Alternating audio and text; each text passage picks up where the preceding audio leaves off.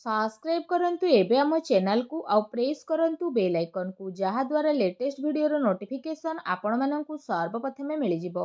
नमस्कार बंधुगण आपण माननकु आम यूट्यूब चैनल को स्वागत।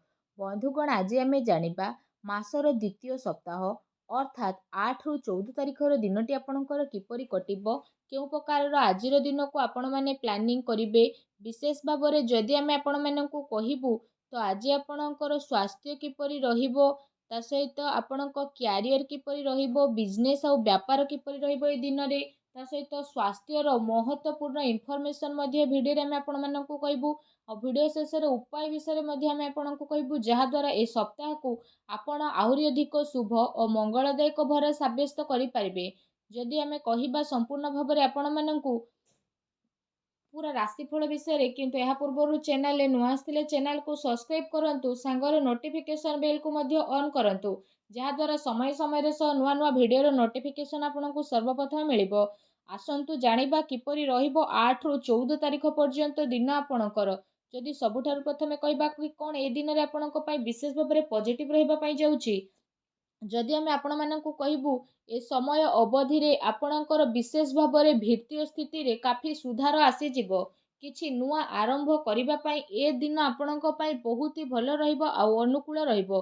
आपणकर परिश्रम आउ प्रयास द्वारा ए सेकेंड वीक रे आपणक सामना रे सफलता मिलिबो। विवाह योग्य लोकंक पई कोनोसी भलो संपर्क आसी पारे बा कथाबार्ता मध्य घरे आपणकर होई पारे। एहा सहित समाज एवं संपर्कियंक सहित आपणकर प्रभावशाली व्यक्तित्व आउ सरल स्वभाव कारणरू आपणकर मान प्रतिष्ठा बनिक रहिबो। समय आपणकर किछि मिलाजुला प्रभाव मध्ये आपणक पई नेकी आसुछे किंतु जदि कहिबा ताको बहुत भलो बनेइबा आपणकर काम अटे। किछि टाइम रे अति संपर्कियंक सहित जहाँ भी मनांतर मतांतर आपणक घरे चालुथुला तो ए सप्ताह रे से सबुर स्थिति टिके परिवर्तन हेबो आउ संपर्क रे पुणी थरे मधुरता आसीबो।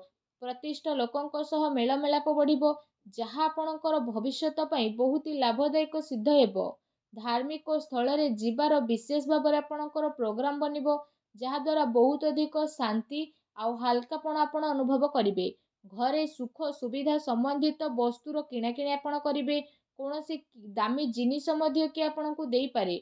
विद्यार्थी वर्गों को निजर चाकरी संबंधित कोनोसी क्षेत्र रे इंटरव्यू रे सफलता मिलिबार जोग बनुछि सेतिपाई पूरा परिश्रमर सहित आपण आपणक कार्य करंतु ता सहित आपण आपणकर सिद्धांत द्वारा कौनसी प्रकार समझौता ए सप्ताह रे करंतु नाही।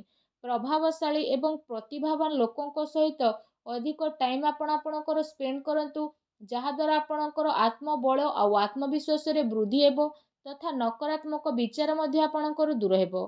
भाग्य ठारू अधिक आपण आपणकर कर्म उपरे विश्वास रखंतु एहा आपणक पई बहुत ही भलो दिन रहिबो। आसंतु जानिबा ए सप्ताह रे आपणक पई कोन नेगेटिव रहिबाकू जाउची। कोनोसी पारिवारिक कथाबार्ता को नै भाई भौणी भितर ए सप्ताह रे लड़ाई झगड़ा होई पारे।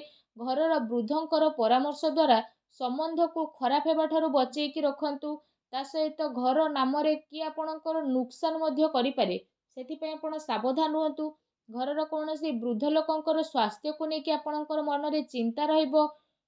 दूर जगह को जीवाको मध्य आपणकु पड़ी पारे ता सहित आपणकु आपणकर स्वभाव रे इगो को खत्म मध्य करबाकू पड़िबो जहा द्वारा प्रॉब्लम सबुर शीघ्र समाधान होई जिवो। कोनोसी भी योजना उपरे कार्य करिबा पूर्वरु ता उपरे भलो भाबरे विचार करिबार आवश्यकता रहिछि। कोनोसी दुखद समाचार मिलिबा कारणरू मन रे आपणकर उदासी आउ नकारात्मक विचार मध्य आसीबो किंतु जदि कहबा आपण शीघ्र ही से सबुरु बाहर को बाहरिबे। विद्यार्थी वर्ग पाठ पढ़ार अपेक्षा फालतू भूल बुझामणा रे अधिक ध्यान देबे आउ निजर महत्वपूर्ण कार्य को बहुत ही अधिक संभाळिकी मध्य रखिबे। काहेकि ना जदि आमे कहिबा जदि किछि भूल करिबे आगो को आपणक पई भूल होई जिवो। घरे छोट छोट कथा रे अकारण रे चिंता आपणकर उत्पन्न हेबो तेणु अधिक क्रोध ठारू आपण दूरेई कि रुहंतु। सामाजिक गतिविधि रे अधिक ध्यान न देबा ठारू कोनोसी अति संपर्कित लोक आपणक उपरे नाराज होई पारंती। बस ए कथार आपण ध्यान न देकी निजर कर्म उपरे लागिकी रुहंतु।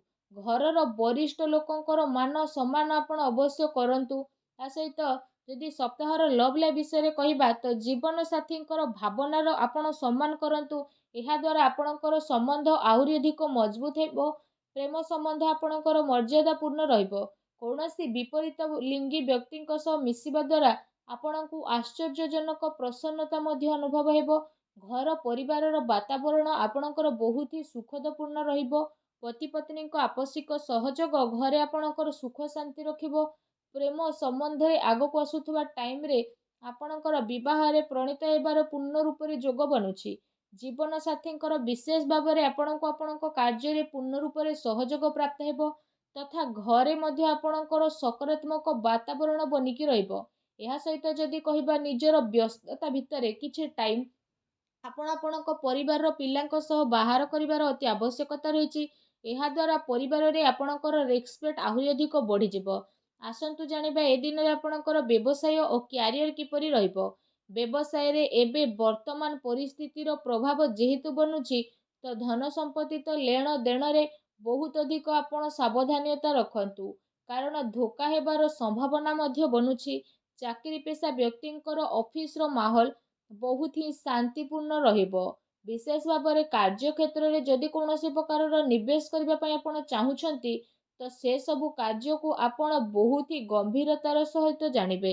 ଏହାଦ୍ୱାରା ଆପଣଙ୍କୁ ବହୁତ ଭଲ ରେଜଲ୍ଟ ମଧ୍ୟ ପ୍ରାପ୍ତ ହେବ ଆଉ ଏହା ଆପଣଙ୍କ ପାଇଁ ବହୁତ ହି ଭଲ ରହିବ। ଚାକିରିରେ ନୂଆ ସମ୍ଭାବନା ମିଳିବାର ବହୁତ ଅଧିକ ଆଶା ରହିଛି। ଏହା ସହିତ କାର୍ଯ୍ୟକ୍ଷେତ୍ରରେ ଅନ୍ୟର ହସ୍ତକ୍ଷେପ ଦ୍ୱାରା କର୍ମଚାରୀଙ୍କ ଭିତରେ ମତାନ୍ତର ମନାନ୍ତର ହୋଇପାରେ। ସେଥିପାଇଁ ନିଜର ନିର୍ଣ୍ଣୟକୁ ପ୍ରାଥମିକତା ଦିଅନ୍ତୁ ତଥା ବ୍ୟବସାୟିକ ଗତିବିଧିରେ ନିଜର କଡ଼ା ନଜର ରଖନ୍ତୁ। ଏହା ସହ ଚାକିରି ପେଶା ବ୍ୟକ୍ତି ମଧ୍ୟ ଅଫିସରେ ପଲିଟିକ୍ସର ଶିକାର ମଧ୍ୟ ହୋଇପାରନ୍ତି, ତେଣୁ ଟିକେ ସାବଧାନ ରୁହନ୍ତୁ। ଏହା ସହିତ ଏ ଦିନରେ ଆପଣ କୌଣସି କାରଣରୁ କାର୍ଯ୍ୟ କ୍ଷେତ୍ରରେ ଅଧିକ ସମୟ ଦେଇପାରିବେ ନାହିଁ ତଥା ସହଯୋଗୀ ଏବଂ କର୍ମଚାରୀଙ୍କର ଆପଣଙ୍କୁ ଉଚିତ ସପୋର୍ଟ ମଧ୍ୟ ମିଳିବ। ଚାକିରି ପେଶା ବ୍ୟକ୍ତିବିଶେଷଙ୍କୁ ନିଜର ଉଚ୍ଚ ଅଧିକାରୀଙ୍କର ପୂର୍ଣ୍ଣ ରୂପରେ ସହଯୋଗ ମିଳିବ। ବ୍ୟବସାୟିକ କ୍ଷେତ୍ରରେ ଯଦି କହିବା ଆପଣଙ୍କର କାର୍ଯ୍ୟକ୍ଷମତାର ସଫଳତା ମିଳିବା କାରଣରୁ ବହୁତ ଅଧିକ ସଫଳତା ଆପଣ ପାଇ ମଧ୍ୟ ଯିବେ। ଏହାଦ୍ୱାରା ପ୍ରତ୍ୟେକ କାର୍ଯ୍ୟକୁ ଆପଣ ବହୁତ ହି ଗମ୍ଭୀରତାର ସହ ଆଗକୁ ନେବେ। ଚାକିରି ପେଶା ବ୍ୟକ୍ତିଙ୍କୁ ତାଙ୍କର କାର୍ଯ୍ୟକ୍ଷମତା ପାଇଁ ପ୍ରୋତ୍ସାହନର ପ୍ରାପ୍ତି ହେବ, ଯାହାଦ୍ୱାରା ଆପଣଙ୍କର ମନ ବହୁତ ହି ପ୍ରସନ୍ନ ରହିବ। ଆସନ୍ତୁ ଜାଣିବା ଏ ଦିନରେ ଆପଣଙ୍କର ସ୍ୱାସ୍ଥ୍ୟ କିପରି ରହିବ। ଯଦି କହିବା ଏ ଦିନରେ ଆପଣଙ୍କ ସ୍ୱାସ୍ଥ୍ୟ ବହୁତ ହି ଉତ୍ତମ ରହିବ ତଥା ଆପଣ ଊର୍ଜାରେ ମଧ୍ୟ ଭରପୁର ରହିବେ। ଏ ସପ୍ତାହରେ ଆପଣ ନିଜେ ନିଜକୁ ବହୁତ ଖୁସି ଭରା ଆଉ ଚିନ୍ତାମୁକ୍ତ ମଧ୍ୟ ଅନୁଭବ କରିବେ। ତା ସହିତ ଏ ସପ୍ତାହ ଆପଣଙ୍କ ସ୍ୱାସ୍ଥ୍ୟ ଦୃଷ୍ଟିରୁ ବହୁତ ହି ଭଲ ଟାଇମ୍ ରହିବାକୁ ଯାଉଛି। ଏହା ସହିତ ନିଜର ସ୍ୱାସ୍ଥ୍ୟକୁ ଆହୁରି ଅଧିକ ଭଲ କରିବା ପାଇଁ ଆପଣ ପ୍ରତ୍ୟେକ ଦିନ ଯୋଗ କରନ୍ତୁ, ବ୍ୟାୟାମ କରନ୍ତୁ, ସୁସ୍ଥ ରୁହନ୍ତୁ। ଆସନ୍ତୁ ଜାଣିବା ଏ ସପ୍ତାହରେ ଆପଣଙ୍କ ପାଇଁ କ'ଣ ବିଶେଷ ଉପାୟ ରହିଛି। ଯଦି କହିବା ସପ୍ତାହରେ ଆପଣ ପ୍ରତ୍ୟେକ ଦିନ ତୁଳସୀ ଚଉରା ପାଖରେ ସନ୍ଧ୍ୟା ସମୟରେ ଘିଅର ଦୀପ ଲଗାନ୍ତୁ। ତା ସହିତ ପକ୍ଷୀମାନଙ୍କୁ ଘରର ଛାତ ଉପରେ ଦାନା ଖାଇବାକୁ ଦିଅନ୍ତୁ, ଗାଈକୁ ସବୁଜ ଘାସ ଖାଇବାକୁ ଦିଅନ୍ତୁ। ଏହାଦ୍ୱାରା ଘରର ସମସ୍ତ ନକାରାତ୍ମକ ଶକ୍ତିର ବିନାଶ ହୋଇଯିବ ଆଉ ଆପଣଙ୍କୁ ଶୁଭ ଫଳ ପ୍ରାପ୍ତି ହେବ। ଭିଡ଼ିଓଟି କେମିତି ଲାଗିଲା କମେଣ୍ଟ କରିକି ଜଣାନ୍ତୁ। ଆଉ ଯଦି ଚ୍ୟାନେଲରେ ନୂଆ କରି ଆସିଛନ୍ତି ଚ୍ୟାନେଲକୁ ସବସ୍କ୍ରାଇବ୍ ମଧ୍ୟ କରନ୍ତୁ। ଧନ୍ୟବାଦ।